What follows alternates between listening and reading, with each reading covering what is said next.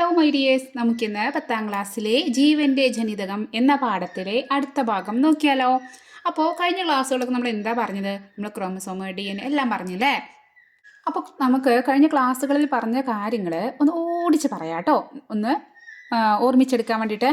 അപ്പോൾ എന്താണ് പറഞ്ഞത്? നമ്മൾ DNA ഷേപ്പ് എന്താണ്? ചുറ്റുഗോവണി ഷേപ്പാണെന്ന് പറഞ്ഞു. DNA ഫുൾ ഫോം എന്താണ്? ഡി എന്ന് പറഞ്ഞാൽ deoxyribonucleic acid. അപ്പോൾ എന്താണ്? DNA ഒരു ന്യൂക്ലിക് ആസിഡാണ്. ഡിയോക്സി റൈബോ ന്യൂക്ലിക് ആസിഡാണ് DNA പറഞ്ഞു. ഇനി കോശത്തിൻ്റെ അകത്ത് ന്യൂക്ലിയസ് ഉണ്ട്. ന്യൂക്ലിയസിൻ്റെ അകത്താണ് ഉള്ളത് ആര്? DNA അടിസ്ഥാന ഘടകം ആരാണ്? ന്യൂക്ലിയോടൈഡ്. എന്താണ്? ന്യൂക്ലിയോടൈഡ്. ഈ ന്യൂക്ലിയോടൈഡ് എന്ന് പറയുന്നത് എന്തുകൊണ്ടാണ് ഉണ്ടാക്കുന്നത്? അതിൽ ഒരു ഡിയോക്സി റൈബോസ് പഞ്ചസാര, ഒരു ഫോസ്ഫേറ്റ് ഗ്രൂപ്പ്, ഒരു നൈട്രജൻ ബേസ്, ഈ 3 സാധനങ്ങളും കൂടി കൂടുമ്പോഴാണ് എന്തുണ്ടാവുന്നത്? നമ്മുടെ DNA ഉണ്ടാവണമെന്ന് പറഞ്ഞു. ഇനി ഡിയോക്സി റൈബോസ് പഞ്ചസാര എന്ന് പറഞ്ഞാൽ അതിൽ എത്ര കാർബൺ ഉണ്ട്? 5 കാർബൺ അടങ്ങിയതാണ്. ഫോസ്ഫേറ്റ് ഗ്രൂപ്പ് ഒരു ബോണ്ടാണ്. നൈട്രജൻ ബേസ് ഉണ്ട്. നൈട്രജൻ ബേസ് 4 തരത്തിലുണ്ട്: adenine, thymine, guanine, cytosine. Adenine, thymine ഇവരാണ് കപ്പിൾസ്. ഗ്വാനിനും സൈറ്റോസിനാണ്. ഇനി അതിൻ്റെ ഒരു ഇങ്ങനെയാണ് അതിൻ്റെ ഇത് പഞ്ചസാര, ഇത് നൈട്രജൻ ബേസ്, ഇത് ഫോസ്ഫേറ്റ്. ഇനി ക്രോമസോം ഉണ്ട്. ക്രോമസോം എന്ന് പറഞ്ഞാൽ 46 എണ്ണമാണ് മനുഷ്യന്മാരുള്ളത് ക്രോമസോം.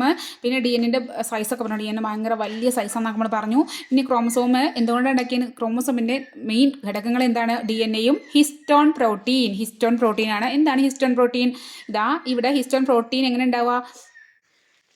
ഹിസ്റ്റോൺ പ്രോട്ടീൻസ് ആണിത്. അങ്ങനെ 8 ഹിസ്റ്റോൺ പ്രോട്ടീൻസ് ചേർന്നിട്ട് ഹിസ്റ്റോൺ ഒക്ടോമർ ഉണ്ടാകും. ഇവരൊരു ഗ്യാങ് ആണ്. ഹിസ്റ്റോൺ ഒക്ടോമറിനെ എന്ത് ചെയ്യും? ഈ DNA ഇഴകൾ ഇങ്ങനെ എന്ത് ചെയ്യും? കൂട്ടിപ്പിടിക്കും. അത് നമ്മൾ എന്താ പറയുക? ന്യൂക്ലിയോസോം. അങ്ങനെ നമ്മൾ കുറേ ന്യൂക്ലിയോസോം ഉണ്ട് എന്നൊക്കെ പറഞ്ഞു അല്ലേ. അപ്പോൾ ഇതാണ് ഒരു ക്രോമസോമിൻ്റെ ഷേപ്പ്. നടുക്കിൽ എന്ത്? സെൻട്രോമിയർ. ഈ 2 കൈകൾ എന്താണ്? ക്രോമാറ്റിഡ് ആണെന്ന് പറഞ്ഞു.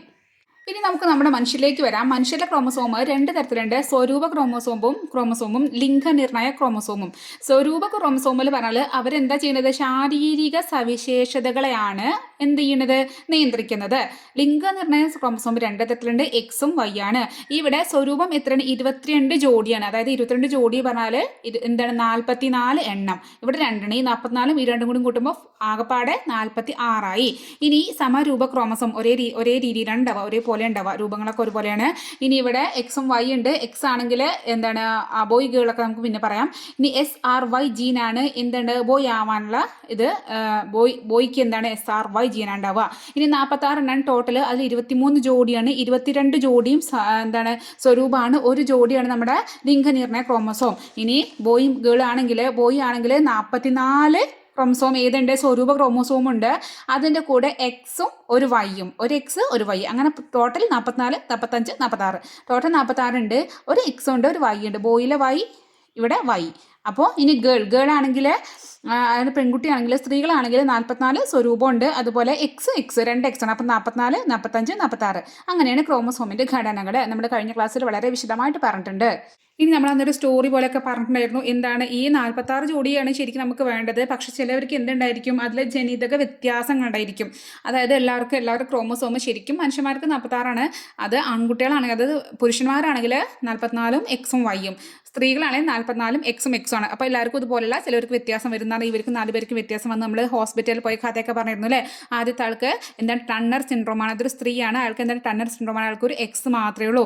ഈ ആൾക്ക് 3 എക്സ് ഉണ്ട്. അതിന് ട്രിപ്പിൾ എക്സ് സിൻഡ്രോം എന്ന് പറയാം. ഇതും ഒരു സ്ത്രീയാണ്. ഇതൊരു പുരുഷനാണ്. ഇവിടെ എന്താണ്? 44 ഉണ്ട്, 2 എക്സും ഉണ്ട്, ഒരു വൈ, ഒരു എക്സ് അധികം ഉണ്ട് അല്ലേ. അത് നമ്മൾ എന്താ പറഞ്ഞത്? ക്ലൈൻഫെൽറ്റർ സിൻഡ്രോം എന്ന് പറഞ്ഞു. അടുത്ത ആള് 44 എക്സും 2 വൈ ആണുള്ളത്. അത് നമ്മൾ എന്താ പറഞ്ഞത്? XYY സിൻഡ്രോം എന്ന് പറഞ്ഞു.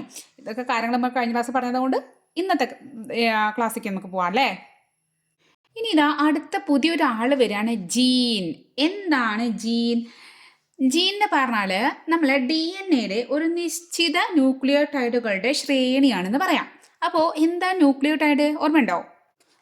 ഇവിടെ പറഞ്ഞിട്ടുണ്ട് ന്യൂക്ലിയോടൈഡ്. DNA അടിസ്ഥാന ഘടകം ന്യൂക്ലിയോടൈഡിലാണ് പഞ്ചസാരയും ഫോസ്ഫേറ്റ് ഗ്രൂപ്പും നൈട്രജൻ ബേസൊക്കെ ഉള്ളത് നമ്മൾ പറഞ്ഞിട്ടുണ്ടായിരുന്നു. അപ്പോൾ നമുക്കറിയാം DNA അടിസ്ഥാന ഘടകം എന്താണ്? ന്യൂക്ലിയോടൈഡ് ആണ്. ആ ന്യൂക്ലിയോടൈഡിൻ്റെ ഒരു നിശ്ചിത ശ്രേണി, ഒരു നിശ്ചിത ശ്രേണിക്ക് നമുക്ക് പറയാം എന്താണ്? ജീനാണെന്ന് പറയാം. അപ്പോൾ ജീൻ എന്താണ്? DNA ഒരു നിശ്ചിത ന്യൂക്ലിയോടൈഡുകളുടെ ശ്രേണി. അപ്പോൾ ന്യൂക്ലിയോടൈഡ് എന്താണ്? ന്യൂക്ലിയോടൈഡ് ചായയാണെന്ന് വിചാരിക്കാം. ചായയിൽ എന്തൊക്കെയുണ്ട്? ചായപ്പൊടിയുണ്ട്, പഞ്ചസാര ഉണ്ട്, പിന്നെ എന്താണ് പാലും കൂടി ഒഴിച്ചത് ആയിക്കോട്ടെ, പാലുണ്ട്. അപ്പോൾ ഇവിടെ നമുക്ക് അപ്പോൾ നമ്മൾ അത് ചായ. അതുപോലെ ന്യൂക്ലിയോടൈഡിൽ എന്തൊക്കെയുണ്ട്? ചായപ്പൊടിക്ക് പകരം ഇവിടെ എന്താണ്? പഞ്ചസാര ഉണ്ട് കേട്ടോ. ഇവിടെ ഡിയോക്സി റൈബോസ് പഞ്ചസാര ഉണ്ട്. ഇനി നമുക്ക് എന്താണ് ചായപ്പൊടിക്ക് പകരം തേയിലയ്ക്ക് പകരം നമുക്ക് എന്തായിട്ട് കൂട്ടാം? നമ്മുടെ നൈട്രജൻ ബേസിനെ കൊടുക്കാം. നമുക്ക് പാലായിട്ട് ആരെ കൊടുക്കാം? നമ്മുടെ ഫോസ്ഫേറ്റ് ഗ്രൂപ്പിനെ കൊടുക്കാം. അതുപോലെ തന്നെ ആ ഒരു ന്യൂക്ലിയോടൈഡിൻ്റെ ഒരു ഭാഗത്തിന് നമുക്ക് എന്താ പറയുക? ജീൻ എന്ന് പറയാം. അപ്പോൾ DNA-യിലെ നിശ്ചിത ന്യൂക്ലിയോടൈഡുകളുടെ ശ്രേണിയാണ് ജീൻ. ഇനി ഇങ്ങനെയാണ് ഈ ജീനുകളുടെ ആറാണ് അവർക്ക് ഡ്യൂട്ടി ഉണ്ടാവില്ല. കുട്ടികളാണെങ്കിൽ കുട്ടികളുടെ മെയിൻ ഡ്യൂട്ടി എന്താണ്? പഠിക്കുകയാണ് അല്ലേ? അങ്ങനെ ഓരോരുത്തർക്ക് ഡ്യൂട്ടി ഉണ്ടാവും. അപ്പോൾ ജീനൊരു ഡ്യൂട്ടി ഉണ്ട്. ജീൻ എന്താ ഡ്യൂട്ടി എന്നറിയോ? ജീൻ ഇങ്ങനെ നിർദ്ദേശങ്ങൾ കൊടുക്കുന്ന ആളാണ്. എന്താണ്? ഇൻസ്ട്രക്ടറാണ്. ഇൻസ്ട്രക്ഷൻസ് കൊടുക്കും. ഇങ്ങനെ ഇൻസ്ട്രക്ഷൻസ് കൊടുക്കുകയാണ് ആളുടെ പണി. എന്ത് ഇൻസ്ട്രക്ഷൻസ് ആണ് കൊടുക്കണമെന്ന് അറിയോ? ആദ്യം ആർക്കാണ് ജീൻ ഇൻസ്ട്രക്ഷൻ കൊടുക്കണമെന്ന് അറിയോ? പ്രോട്ടീനുകൾക്കാണ് ജീന് ഇൻസ്ട്രക്ഷൻസ് കൊടുക്കണം. ഇൻസ്ട്രക്ഷൻസ് പറയാൻ നിർദ്ദേശങ്ങൾ, അങ്ങനെ ചെയ്യണം കേട്ടോ എന്ന് പറഞ്ഞ നിർദ്ദേശങ്ങൾ കൊടുക്കണ ഡ്യൂട്ടിയാണ്. നല്ല ഡ്യൂട്ടിയാണ് അല്ലേ? അപ്പോൾ ജീൻ എന്താ ചെയ്യണേ? ജീന് നിർദ്ദേശങ്ങൾ കൊടുക്കുകയാണ്. നിർദ്ദേശം കൊടുക്കുക കേട്ടോ. ജീന് നല്ല ഡ്യൂട്ടിയാണ്, നിർദ്ദേശം കൊടുക്കണം. ആർക്കാണ് നിർദ്ദേശം കൊടുക്കണത്? നമ്മളെ പ്രോട്ടീനാണ് നിർദ്ദേശം കൊടുക്കണത്. എന്താണ് കൊടുക്കണമെന്ന് അറിയണ്ടേ? യെസ്, സ്വഭാവ സവിശേഷതകൾ രൂപപ്പെടുത്തുന്നതും അതുപോലെ മെറ്റബോളിക് പ്രവർത്തനങ്ങൾ നിയന്ത്രിക്കാനും. നീ അങ്ങനെ ചെയ്യണം കേട്ടോ. നിന്റെ സ്വഭാവം, നിന്റെ ഹെയറിൻ്റെ കളർ, അവൻ്റെ കളറിൻ്റെ മുടീൻ്റെ കളർ കറുപ്പാവണേ, അവൻ്റെ കണ്ണിൻ്റെ കൃഷ്ണമണിയുടെ കളർ ഒരു ചാര കളർ ആവണം, ഇങ്ങനെയുള്ള നിർദ്ദേശങ്ങൾ കൊടുക്കുക. അതുപോലെ മെറ്റബോളിക് പ്രവർത്തനം എന്ന് പറഞ്ഞാൽ നമ്മളെ ദഹനം, അതൊരു മെറ്റബോളിക്കാണ്. ഗ്രോത്ത്, അത് വളർച്ച, അതൊക്കെ എന്താണ്? അങ്ങനത്തെ കാര്യങ്ങൾക്കൊക്കെ ഇത്ര വളരണം കേട്ടോ, ഇത്ര മാറ്റി വളർന്നത്, അല്ലെങ്കിൽ ഇതിനെ നല്ല വളർന്നു കേട്ടോ, അല്ലെങ്കിൽ നല്ല ദഹനം വേണം, ഇങ്ങനെയുള്ള കാര്യങ്ങളൊക്കെ നിയന്ത്രിക്കുന്നത് ആരാണ്? അതിലെ നിർദ്ദേശങ്ങൾ കൊടുക്കുന്ന ആരാണ്? ജീനാണ്. ആർക്കാ കൊടുക്കണത്? പ്രോട്ടീനാണ്. അപ്പോൾ നമുക്ക് പറയാം ജീൻ എന്താണ്? DNA-യിലെ നിശ്ചിത ന്യൂക്ലിയോടൈഡുകളുടെ ശ്രേണിയാണ്. ജീൻ എന്താ ചെയ്യണത്? നിർദ്ദേശങ്ങൾ കൊടുക്കുകയാണ്. ആർക്കാ നിർദ്ദേശം കൊടുക്കുന്നത്? പ്രോട്ടീനാണ്. ഈ പ്രോട്ടീൻ എന്താ നിർദ്ദേശം കൊടുക്കുന്നത്? സ്വഭാവ സവിശേഷതകൾ രൂപപ്പെടുത്തുന്നതിൽ നിർദ്ദേശം കൊടുക്കുന്നുണ്ട്. അതുപോലെ മെറ്റബോളിക് പ്രവർത്തനങ്ങൾ നിയന്ത്രിക്കുന്നതിലും എന്ത് കൊടുക്കുന്നുണ്ട്? നിർദ്ദേശങ്ങൾ കൊടുക്കുന്നുണ്ട്. സ്വഭാവ സവിശേഷതകൾ എന്ന് പറയുമ്പോൾ നമുക്ക് പറയാം, എന്താണ് പറയാം? ഈ സ്വഭാവ സവിശേഷതകൾ ഏതൊക്കെയാണ്? മുടിയുടെ രൂപം, അതായത് മുടി ചുരുണ്ട മുടി വേണോ, നീളൻ മുടി വേണോ, സ്ട്രൈറ്റ് ചെയ്ത പോലത്തെ മുടി വേണോ, അതോ നല്ല എന്താ പറയുക എങ്ങനെ സ്പ്രിങ് പോലുള്ളതല്ലേ അങ്ങനത്തെ മുടി വേണോ, ഇതൊക്കെ ഉള്ള നിർദ്ദേശങ്ങൾ കൊടുക്കും. ഇങ്ങനത്തെ മുടിയായിട്ടോ വേണ്ടതെന്ന് കൊടുക്കുന്നത് ആരാണ്? പ്രോട്ടീനാണ്. പ്രോട്ടീനിന് നിർദ്ദേശം കൊടുക്കുന്ന ആരാണ്? ജീനാണ്. അതുപോലെ കണ്ണിൻ്റെ നിറം, കണ്ണിൻ്റെ കൃഷ്ണമണിയുടെ നിറം. അപ്പോൾ ചിലർക്ക് വെള്ളാരം കണ്ടുണ്ടായിരിക്കില്ല, ചിലർക്ക് നീല കണ്ടുണ്ടായിരിക്കും, നമുക്കൊക്കെ ബ്ലാക്ക് ആണ്, ചിലർക്ക് ഗ്രേ ആയിരിക്കും. അപ്പോൾ ഇതൊക്കെ ആരുടെ കളിയാണ്? നമ്മുടെ ജീൻ്റെ കളിയാണ്. അവിടെ കളിക്കുന്നത് ആരാണ്? പ്രോട്ടീനാണ് കളിക്കുന്നത്. യെസ്. ഇനി മെറ്റബോളിക് പ്രവർത്തനത്തിൽ അത് നമുക്ക് ഒരു എക്സാമ്പിൾ എഴുതുകയാണെങ്കിൽ നിങ്ങൾക്ക് മനസ്സിലാക്കാൻ വേണ്ടിയിട്ട് എല്ലാം മനസ്സിലാക്കി പഠിക്കണം, അല്ലാതെ കാണാണ്ട് പഠിക്കൽ നോ. എന്താണ് കാര്യങ്ങൾ അറിയാതെ പഠിക്കരുത് കേട്ടോ. അപ്പോൾ ഇവിടെ ഒരു മെറ്റബോളിക് രണ്ടെണ്ണം നമ്മൾ എഴുതാം. ഒന്നാണ് ദഹനം, അതായത് പിന്നെ അടുത്ത് നമുക്ക് പറയാം വളർച്ച. ഇതൊക്കെ എന്താണ്? മെറ്റബോളിക് പ്രവർത്തനങ്ങളാണ്. ഇതിനൊക്കെ നിയന്ത്രിക്കുന്നത് ആരാണ്? ഈ പ്രോട്ടീനാണ്. പ്രോട്ടീന് പാവാണ്. ആരെ പറഞ്ഞിട്ടാണ് നിയന്ത്രിക്കുന്നത്? ജീന് പറഞ്ഞിട്ടാണ് നിയന്ത്രിക്കുന്നത്. ജീനാണ് ഇതിനെല്ലാ നിർദ്ദേശങ്ങളും കൊടുക്കുന്നത്. ജീനിനാണ് ബ്രെയിന്, ജീനാണ് തല. മനസ്സിലായോ? അങ്ങനെ എല്ലാം എന്താ പറയുക, ഇതും ജീനാണ് കൊടുക്കാൻ പറ്റുമോ? ജീൻ തന്നെയാണ് ജീനാണ് എല്ലാം നിയന്ത്രിക്കണമെന്ന് പറയാൻ പറ്റുമോ? അപ്പോൾ ജീനിൻ്റെ കൂടെ വേറൊരാളും കൂടി ഈ പ്രോട്ടീനുകളുടെ നിർമ്മാണത്തിൽ പങ്കെടുക്കുന്നുണ്ട്. യെസ്, പുതിയ ഒരാൾ വരികയാണ്. നമ്മുടെ ജീനിൻ്റെ പോലെ തന്നെ ഈ പ്രോട്ടീൻ നിർമ്മാണത്തിൽ വേറൊരു കൈകളും ഉണ്ട്. ആ കൈകൾ ആരുടെയാണെന്ന് അറിയോ? ആ കൈകളാണ് നമ്മളെ RNA കുട്ടൻ. നമ്മൾ DNA-നെ കുറിച്ച് പറഞ്ഞില്ലേ, അതേപോലെ വേറൊരാളാണ് നമ്മളെ RNA. അപ്പോൾ ഒരു പുതിയ മുഖം നമ്മുടെ വരികയാണ്. RNA. നമ്മൾ DNA പഠിച്ചിട്ടുണ്ട്. RNA. അപ്പോൾ എന്താണ് ഇനി നമുക്ക് RNA-നെ കുറിച്ച് പഠിക്കണം. അപ്പോൾ RNA എന്ന് പറഞ്ഞാൽ നമ്മൾ DNA എന്താണ്? നമ്മൾ പറഞ്ഞ ഡിയോക്സി റൈബോസ് ന്യൂക്ലിക് ആസിഡ് ആണ് അല്ലേ? അപ്പോൾ ഇവിടെ എന്താ നോക്കാം. ഇതിൻ്റെ ഫുൾ ഫോം എന്ന് പറഞ്ഞാൽ റൈബോ ന്യൂക്ലിക് ആസിഡ്. നേരത്തെ ഡിയോക്സി ആയിരുന്നു അല്ലേ? ഇവിടുത്തെ ഫുൾ ഫോം എന്ന് പറഞ്ഞാൽ റൈബോ ന്യൂക്ലിക് ആസിഡ്. DNA ആകുമ്പോൾ ഡിയോക്സി റൈബോ ന്യൂക്ലിക് ആസിഡ് ആയിരുന്നു. ഇവിടെ എന്താണ്? റൈബോ ന്യൂക്ലിക് ആസിഡ്. ഇനി അപ്പോൾ നോക്ക്, രണ്ടിലും ന്യൂക്ലിക് ആസിഡ് ഉണ്ട്. DNA എന്താണ്? അപ്പോൾ നോക്ക്, DNA നോക്കി RNA രണ്ടിലും എന്താണ്? Nucleic acid. ഇത് രണ്ടും സെയിം ആണ്. ഇവിടെ റൈബോ ആണ്, ഇവിടെ ഡിയോക്സി റൈബോ ആണ്. അതാണ് ഡിഫറൻസ്.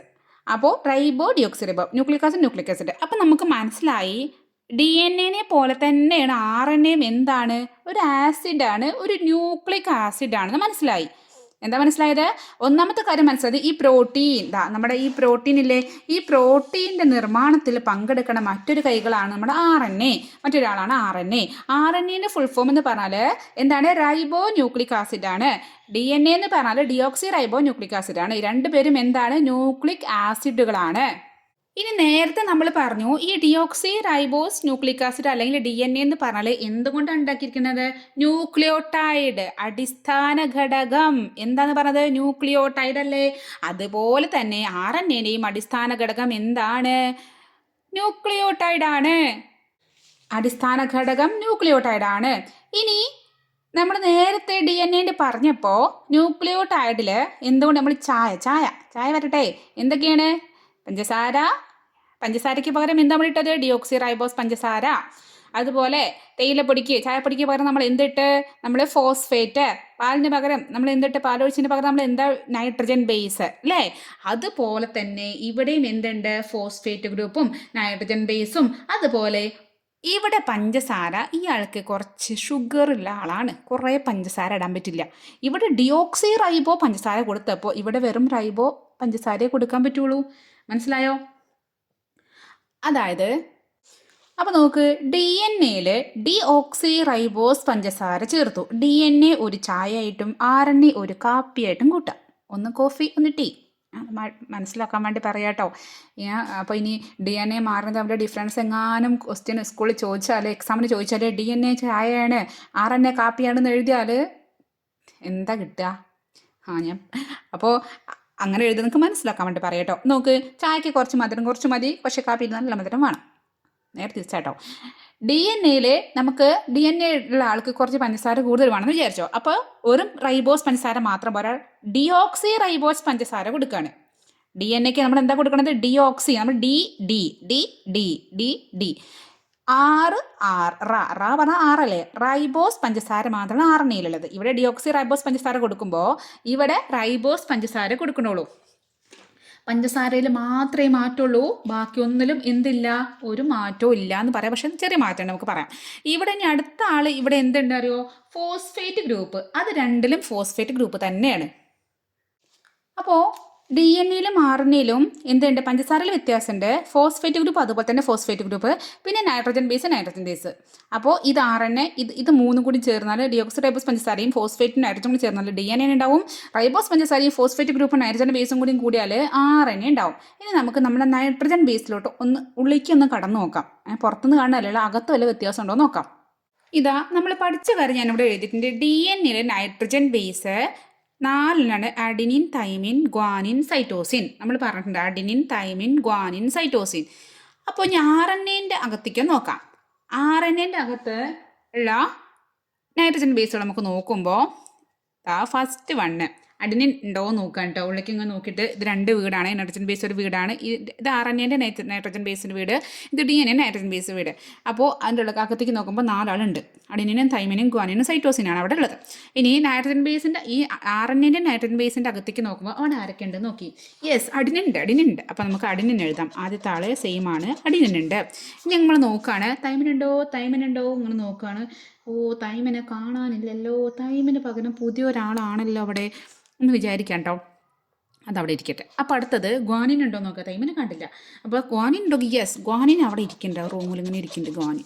ഇനി അടുത്ത ആൾ നോക്കട്ടെ. അടുത്ത ആൾ ഇങ്ങനെ അങ്ങനെ നോക്കുമ്പോൾ യെസ്, സൈറ്റോസിൻ ഉണ്ട്. സൈറ്റ് അടിച്ചിരിക്കുന്നുണ്ട് സൈറ്റോസിനും ഉണ്ട്. അപ്പോൾ തൈമിനെ മാത്രം കണ്ടില്ല. പക്ഷേ തൈമിന് പകരം ഒരാൾ പുതിയത് അവിടെ ഇരിക്കുന്നുണ്ട്. ആരാന്നറിയോ? യുറാസിൽ. ആരാണ്? യുറാസിൽ. യെസ്. അപ്പോൾ ഇവിടെ ഒരു വ്യത്യാസമുണ്ട്. തൈമിനല്ല ഇവിടെ തൈമിനാവുമ്പോൾ തൈമിന് പകരം RNAയിൽ ആരായത്? Uracil. Adenine, thymine, guanine, cytosine ആണ് നമ്മുടെ DNAയുടെ നൈട്രജൻ ബേസുകൾ ആണെങ്കിൽ RNAയുടെ നൈട്രജൻ ബേസുകൾ ഏതൊക്കെയാണ്? Adenine, uracil, guanine, cytosine. Adenine, uracil, guanine, cytosine.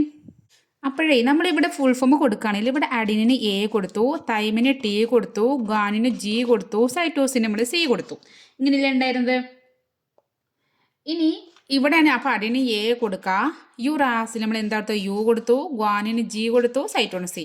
അപ്പോൾ ഇവിടെ യുറാസിൽ ആണ്, ഇവിടെ തൈമിനാണ് മാർക്കല്ലേ, യുറാസിൽ യുറാസിൽ യുറാസിൽ. അപ്പോൾ യുറാസിൽ യുറാസിൽ. അപ്പോൾ ഇവിടെ തൈമിനാണ്, അവിടെ യുറാസിലാണ്. അതാണ് ഡിഫറൻസ്. ഇനി ഒരു വ്യത്യാസം കൂടി ഉണ്ട്. എന്താണെന്നറിയോ? DNA എന്ന് പറഞ്ഞാൽ നമുക്കറിയാം 2 ഇഴകൾ കൂടിയതാണ്. അതായത് DNA നമ്മൾ വരയ്ക്കുമ്പോൾ എങ്ങനെ വരച്ച്, ഒരു ഇഴ എങ്ങനെയുണ്ട്, ഒരു ഇഴ എങ്ങനെയുണ്ട് അല്ലേ, 2 ഇഴകൾ കൂടിയതാണ്. പക്ഷേ നമ്മൾ RNA എന്ന് പറഞ്ഞാൽ RNA ഒരിഴയാണ്, ഇങ്ങനെയുള്ളൂ, ഇപ്പുറത്തേക്കില്ല, ഇങ്ങനെ ഇങ്ങനെ ഇങ്ങോട്ട് ഈ ഇതില്ല, ഒന്ന് മാത്രമേ ഉള്ളൂ, ഒരു ഇഴകൾ കൂടിയതാണ് നമ്മുടെ RNA. അപ്പോൾ എന്തൊക്കെയാണ് നമ്മൾ RNA DNA നമ്മൾ ഡിഫറൻസ് പറഞ്ഞത്? ഒന്ന് നമ്മൾ ആദ്യം നമ്മൾ പറഞ്ഞു, RNAയും DNAയും രണ്ടും ന്യൂക്ലിക് ആസിഡുകളാണ്. രണ്ടിനും ന്യൂക്ലിയോടൈഡുകളുണ്ട്. രണ്ടിലും ന്യൂക്ലിയോടൈഡ് എന്തുകൊണ്ട് ഉണ്ടാക്കിയിരിക്കുന്നത്?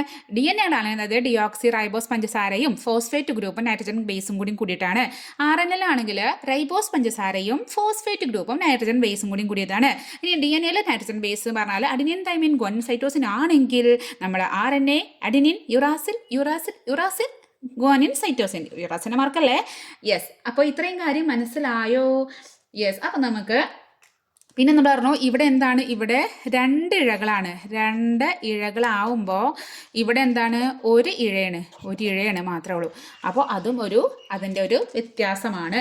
ഇനി നിങ്ങളെ ടെക്സ്റ്റ് ബുക്കിൽ ഇതാ വളരെ വൃത്തിക്ക് ഇതൊക്കെ കൊടുത്തിട്ടുണ്ട് കേട്ടോ. ഇതാ എന്താണ് ഇത്, നമ്മളെ ക്രോമസോമാണ്. ക്രോമസോം ഇതാ DNA ആണ്. ഇതെന്താണ് നമ്മുടെ ജീൻ എന്താണ്, ജീൻ നമ്മൾ പറഞ്ഞു അല്ലേ, എന്താണ് ഒരു ന്യൂക്ലിയോടൈഡാണ്. പ്രത്യേക നിർദ്ദേശങ്ങൾ കൊടുക്കുന്ന ആളല്ലേ. പ്രോട്ടീൻ എന്താണ്, പ്രോട്ടീൻ സ്വഭാവ സവിശേഷതകളും അതുപോലെ മെറ്റബോളിക് ആക്ടിവിറ്റീസ് ഓഫ് പ്രോട്ടീൻ, ആ പ്രോട്ടീൻ ഉണ്ടാക്കാൻ പിന്നെയും ഹെൽപ്പ് ചെയ്യണ വേറെ കറുത്ത കൈകളാണ് നമ്മൾ RNAൻ്റെ കൈകൾ എന്ന് പറയുന്നത്. RNA കുറിച്ച് നമ്മൾ പഠിച്ചത്. ഇനി ഇതാണ് നമ്മുടെ RNA, ഒരു ഇഴയാണ്. ശരിക്കും DNA ആണെങ്കിൽ ഇവിടെ ഇങ്ങനെ ഉണ്ടായിരിക്കും. ഇതെന്താണ്, ഒരിഴ മാത്രമേ ഉള്ളൂ. ഇതാ adenine, adenine, uracil, C cytosine, G guanine ആണ്. ഇനി ഇതെന്താണ്, ഇത് നൈട്രജൻ ബേസ് ഉണ്ട്, ഇവിടെ ഫോസ്ഫേറ്റ് ഗ്രൂപ്പ് ഉണ്ട്, ഇങ്ങനെ ഇതുണ്ട്. ഇനി അതിനുശേഷം ലാസ്റ്റ് ഇവിടെ ഒരു കോളം തന്നിട്ടുണ്ട്. നമുക്ക് ഇതൊന്ന് നോക്കാം. ഫസ്റ്റ് ഇഴകളുടെ എണ്ണം. DNA ഇഴകളുടെ എണ്ണം എത്രയാണ്? 2 ആണ്. RNA എത്രയാണ്? ഒരു ഇഴ നമ്മൾ പറഞ്ഞത്, അവിടെ ഒരു ഇഴ എന്ന് പറഞ്ഞു അല്ലേ. ഇനി പഞ്ചസാര തന്മാത്രയുടെ തരം. ഇവിടുത്തെ പഞ്ചസാര ഏത് തരം പഞ്ചസാരയാണ്? നമ്മളെ ഡിയോക്സി റൈബോസ് പഞ്ചസാര അല്ലേ, ഇവിടെ റൈബോസ് പഞ്ചസാര. അപ്പോൾ ഡിയോക്സി റൈബോസ്, ഇവിടെ റൈബോസ്. ഇനി നൈട്രജൻ ബേസ് ഇവിടെ അഡിനിൻ, തൈമിൻ, ഗ്വാനിൻ, സൈറ്റോസിൻ. ഇനി RNAയിലാണെങ്കിൽ അഡിനിൻ, യുറാസിൽ, ഗ്വാനിൻ, സൈറ്റോസിൻ. അപ്പോൾ അതിൻ്റെ ഫുൾ ഫോം എഴുതണം കേട്ടോ. ഇവിടെ നമുക്ക് കൊള്ളാത്തത് കൊണ്ട് നമ്മളിങ്ങനെ എഴുതിയത് adenine, thymine, guanine, cytosine, adenine, uracil, guanine, cytosine.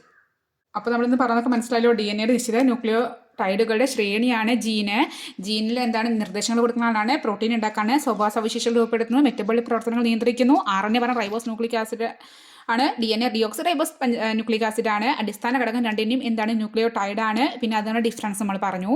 അപ്പോൾ നിങ്ങൾക്ക് വളരെ വൃത്തിക്ക് വ്യക്തമായിട്ട് കൃത്യമായിട്ടും മനസ്സിലായിട്ടുണ്ടെന്ന് ഞാൻ വിചാരിക്കുകയാണ്. നിങ്ങൾക്ക് ഡൗട്ടാണെങ്കിൽ നിങ്ങൾക്ക് ചോദിക്കുക, കമൻറ്റിൽ ചോദിക്കുക കേട്ടോ. അപ്പോൾ എന്താ പറയുക, രസകരമായിട്ട് എടുക്കുമ്പോഴാണ് നിങ്ങൾക്കത് നിങ്ങളുടെ മനസ്സിൽ നിൽക്കുന്നുണ്ട്. ചായ, കാപ്പി, ക്ലാസ് അതെന്നൊക്കെ പറഞ്ഞിട്ട് നിങ്ങളെ മനസ്സിൽ കയറ്റാൻ വേണ്ടിയിട്ടാണ്. അപ്പോൾ അത് വെച്ചിട്ട് നിങ്ങൾ ഓർമ്മിച്ചിരിക്കട്ടെ. അപ്പോൾ അങ്ങനെ നമുക്ക് നല്ല മാർക്ക് സ്കോർ ചെയ്യണം. ഓക്കെ. അപ്പോൾ ക്ലാസ്സിൽ ഇഷ്ടപ്പെടുകയാണെങ്കിൽ എന്ത് ചെയ്യണം, നിങ്ങളുടെ ചങ്കുകൾക്കൊക്കെ ഒന്ന് ക്ലാസ്സുകളൊന്ന് ഷെയർ ചെയ്ത് കൊടുക്കണേ. അതുപോലെ ലൈക്ക് ചെയ്യുക, സബ്സ്ക്രൈബ് ചെയ്യുക, നിങ്ങളുടെ അഭിപ്രായങ്ങൾ എന്ത് ചെയ്യുക, കമൻറ്റുകളായിട്ട് പോരട്ടെ. അപ്പോൾ ഓക്കെ, ബൈ. നെക്സ്റ്റ് ക്ലാസ്സിൽ കാണാം.